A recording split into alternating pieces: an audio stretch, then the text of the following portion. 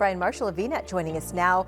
Brian, that big story last week was that that big outage of what, AWS? Yep. Yeah, AWS was down. So I mean, it turned out to be a DNS issue that resulted from a database server. That's a lot of technical information that nobody really needs to know. Yeah. Basically, what it meant is that when you woke up in the morning, you couldn't do your Wordle.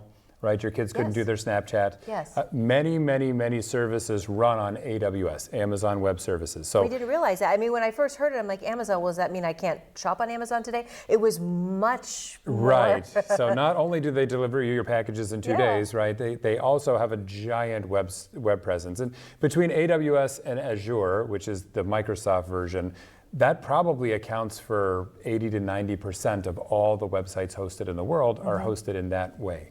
So when these services are reliant on that service, you run into this trouble where all of a sudden the things that you sort of rely on your daily life are not there for you. Was it one of those moments where it's like, gosh, maybe we should be rethinking how we do things when we rely so much on all of this to get through? I was thinking of businesses couldn't conduct business. Right. So that's where it gets trickier. So for the home user, it's okay. My Snapchat didn't work. My Wordle, you can wait. It's fine. It will be back. Right. For your business, it's all about a disaster recovery plan. Like, what is my plan of attack when this service doesn't exist? You notice I said when, not if.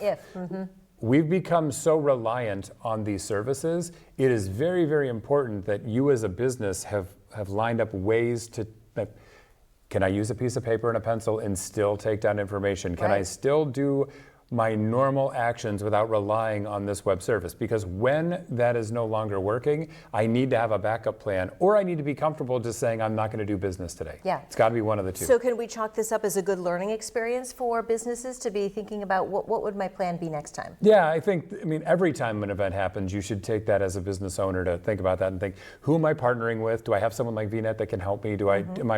Are my trusted advisors putting all of my eggs in a basket? Putting all of your stuff in AWS is not a problem, as long as you have a backup plan for when it doesn't exist, when it's not working. What am I going to do? How am I going to continue to operate? Like I said, it's also perfectly fine to say, I just won't sell anything today. I'm willing to take the outage. It's okay. If your business can survive a day without anything, then that's also fine.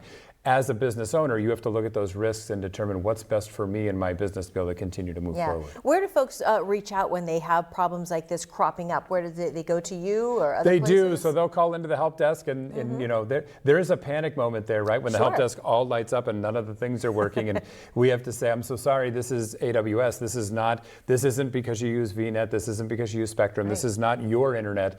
This is the internet, right? As if it's a thing. The internet is having a problem, so your service is no longer working. Now, if they're a customer of ours, we would tell them to execute your normal plan. So you've got a plan in place that says, when this isn't working, this is how I continue to do business. Now it's time to enact that plan. If you had no plan, you were stuck just sort of waiting. And it was only a few hours. A few hours later, it came back. They did restore it relatively quickly in the scheme of things. Given how massive it was, some people were back up, some services were back up within an hour. Some took 2, some were 6, 7, 8, 9, 10 hours later, just before it got caught up with processing their requests. Interesting. Brian, it's always a great conversation about what's going on in the tech world. We appreciate it. It's good to see you, and we'll see you next time. Thanks.